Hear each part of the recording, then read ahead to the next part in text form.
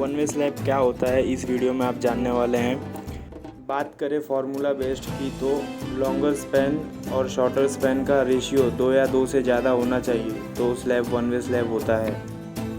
जैसे यहाँ longer span 6 metre है और शॉर्टर स्पैन 2.6 मीटर है तो इसका रेशियो 2.3 है जो 2 से बड़ा है, इसीलिए दिया हुआ स्पैन वन वे स्लैब है।